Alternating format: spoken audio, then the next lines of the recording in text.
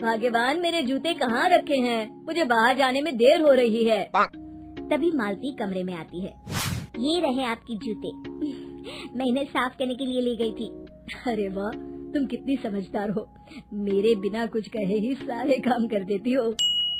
तभी मालती झिझकते हुए रमेश से कहती है, सुनिए जी, आपसे एक बात कहूँ, बुरा तो नहीं मानेंगे ना?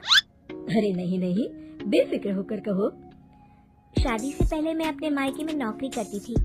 मैं चाहती हूँ कि अब मैं फिर से नौकरी करना शुरू कर दूँ। वैसे भी सारा दिन घर में बोर हो जाती हूँ। देखो मालती, तुम्हारे नौकरी करने से मुझे कोई ऐतराज नहीं है, लेकिन तुम्हें एक बात बता दूं, हमारे खानदान में आज तक कभी किसी औरत ने नौकरी नहीं की। फिर भी एक बार तुम माँ से पूछ कर देखो, अगर वो तुम्हें नौकरी करने की इजाजत दे देती है तो अच्छी बात है। रमेश वहाँ से चला जाता है। फिर उसी शाम मालती अपनी सास के पैर दबा रही होती है। तभी उसकी सास मालती से कहती है, अरे क्या बात है बहू, आज तो ठीक तरह से मेरे पैर नहीं दबा रही। किसी ख्याल में खोई पड़ी है क्या? मैं भी तो जानूं आखिर बात क्या है। दरअसल वो माँ जी। अरे हाँ बोलो, इतना सोच क्यों रही हो?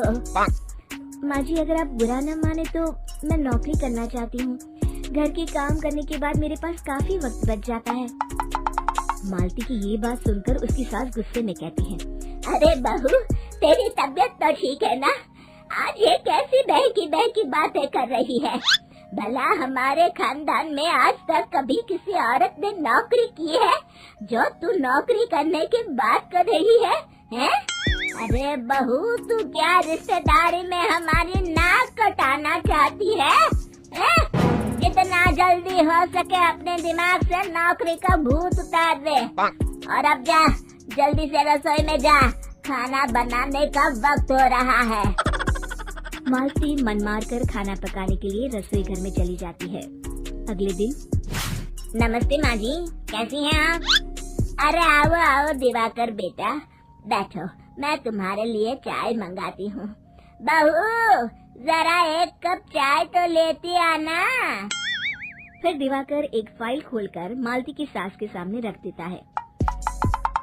ये देखिए माँ जी, ये है पिछले महीने का हिसाब और ये रहे मुनाफे के रुपए। एक बार हिसाब देख लीजिए और इन कागजों पर अपने दस्तखत कर दीजिए। अरे दिवाकर बेटा, मैंने भला आज तक कभी तेरा हिसाब देखा है जो अब देखूंगी? ला बता, कहाँ दस्तखत करूं? तभी मालती चाय लेकर वहाँ आ जाती है और अपनी सास को बिना कागजातों को पढ़े इस तरह लापरवाही से दस्तखत करते हुए देखकर हैरान रह जाती है। अच्छा माँ जी, अब मैं चलता हूँ, फैक्ट्री में बहुत काम है। फिर दिवाकर वहाँ से चला जाता है। कुछ दिनों बाद मालती बाजार में कुछ सामान खरीद रही होती है।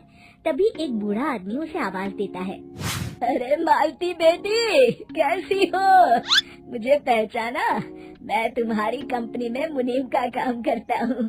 हाँ चाचा जी, मैं आपको बिल्कुल पहचानती हूँ। कहिए, कैसे हैं आप? मैं तो ठीक हूँ, कंपनी में कुछ भी ठीक नहीं चल रहा। यहाँ तक कि हमें ठीक वक्त पर तनख्वाह भी नहीं मिलती। ये आप क्या कह रहे हैं? अब क्या बताऊँ, आप लोग तो कभी हिसाब किताब देखने दफ्तर आते नहीं। मेरी मानो तो एक बार आप लोग दफ्तर आकर सारा हिसाब किताब देख लो, आपको असलियत पता चल जाएगी। अच्छा बेटी, अब मैं चलता हूँ, देर हो रही है। फिर वो बूढ़ा वहाँ से चला जाता है। वहीं दूसरी तरफ मालती घर पहुंचकर अपनी सास को सारी बात बताती है। तभी वहाँ रमेश भी आ जाता है, लेकिन मालती की सास मालती की किसी भी बात पर विश्वास नहीं करती। तभी रमेश कहता है, अरे माँ, बिना आग के कभी धुआं नहीं उठता। जब मालती इतना कह रही है तो हमें एक बार दफ्तर चलकर देख लेना चाहिए। वैसे भी हम लोग काफी दिन से अपने दफ्तर नहीं गए हैं। इस तरह किसी एक आदमी के भरोसे काम छोड़ना मुझे भी ठीक नहीं लगता। अगले दिन वे सभी अपने दफ्तर पहुंचते हैं और सीधे दिवाकर के कैबिन में जाते हैं। अचानक सबको एक साथ देखकर दिवाकर चौंक जाता है। अरे माँ जी, आप सब लोग अचानक यहाँ कैसे आ गए? अगर कुछ काम था तो मुझे एक फोन कर दिया होता, मैं आपके घर आ जाता। तभी मालती की सास कहती है, अरे दिवाकर बेटा, आज मैं हिसाब देखने दफ्तर आई हूँ। जरा मुझे पिछले 6 महीनों का हिसाब दिखाना तो बेटा।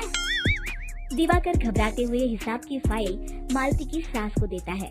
मालती की सास फाइल लेकर मालती को देती है और कहती है, ले बहू, देख ले हिसाब। मालती फाइल को बड़े गौर से देखती है और अगले ही पल उसे सारी गड़बड़ी समझ में आ जाती है। वो अपनी सास से कहती है, माँ जी, मुनीम चाचा बिल्कुल सही कह रहे थे। हमारी कंपनी में पिछले 6 महीनों में जितना मुनाफा हुआ है, हमें उसका आधा पैसा भी नहीं मिला। यूँ समझ लीजिए कि 1 रुपये में सिर्फ चवन्नी ही हमारे हाथों में आई है। मालती की बातें सुनकर मालती की सास गुस्से से दिवाकर को पूछती है, क्यों दिवाकर, मेरी बहू जो कह रही है वो सच है? दिवाकर समझ जाता है आज उसका भांडा फूट चुका है। वो गिड़गिड़ाते हुए कहता है, मुझे माफ कर दीजिए माँ जी, मैं पैसों के लालच में अंधा हो गया था। अरे वाह दिवाकर, तू तो 1 नंबर का चोर निकला। इतने दिनों से मैं तुझ पर आंख बंद करके भरोसा करती रही और तू मुझे ही चुना लगाता रहा। अभी के अभी निकल यहाँ से और दोबारा अपनी शक्ल मत दिखाना। दिवाकर वहाँ से भाग जाता है। मालती की सास मालती को शाबाशी देते हुए कहती है, बहू, आज मैं समझ गई कि पढ़ाई लिखाई हमारी जिंदगी में कितनी जरूरी है। मैं बहुत किस्मत वाली हूँ जो मुझे